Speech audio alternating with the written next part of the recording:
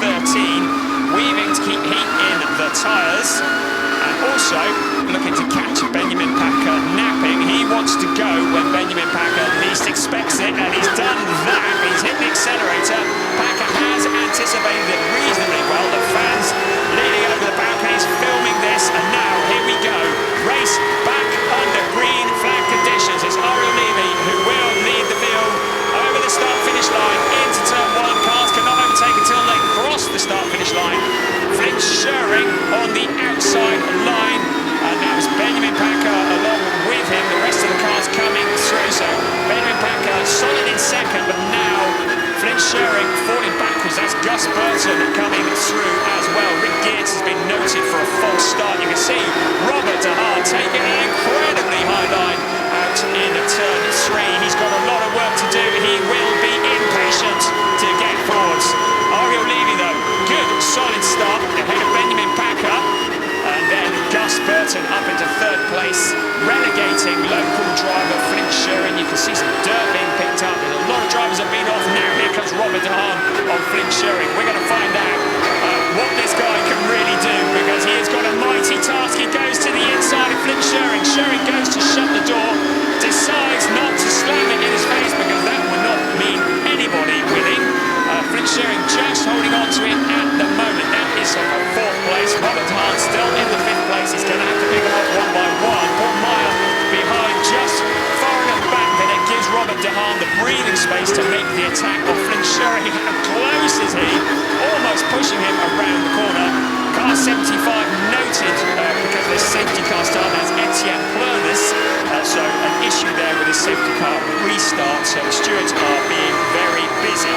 Still very much as you were, but it's all to play for. Look at Horst Felix Felbermeyer, just took a wide line out of the corner, didn't it? Out of Luijendijk, down onto the pit straight. We car.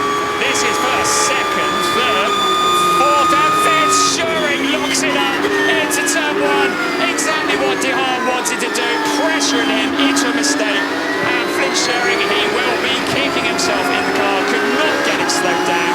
He has to take the escape road, and now he sees everybody coming through. Meanwhile, Sandy Younger and Horst Felix Felbermeyer are challenging Doug Schutten. That is for 10th place. And behind them, Sasha Norden also looking to get in on that particular fight.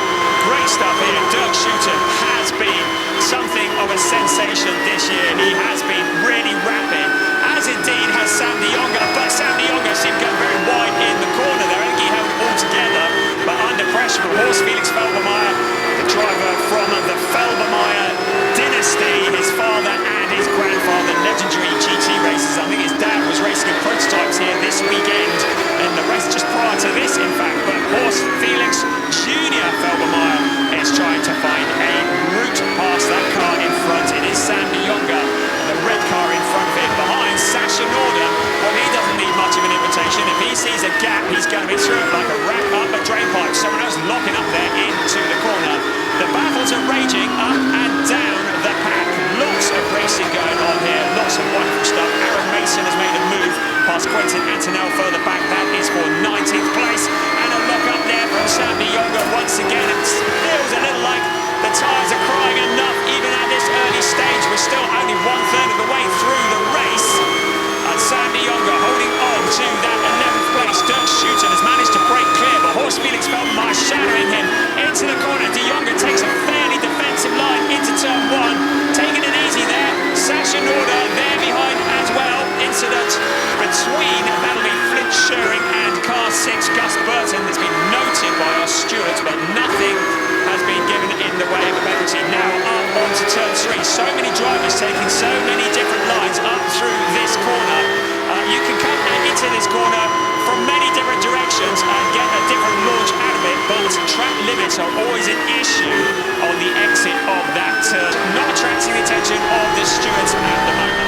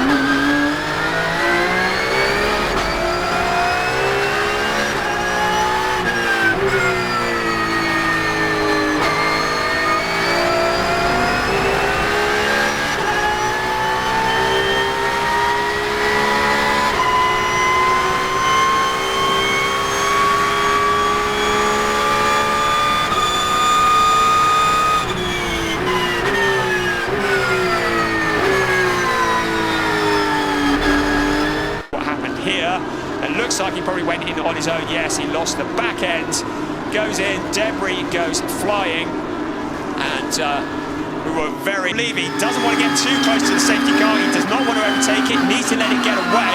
So at the moment, he needs to back off. The Cupra safety car is now up around turn 13. Ariel Levy just weaving. He's like, yeah, I'm taking my time here. And then suddenly it's go. And that's exactly what he does.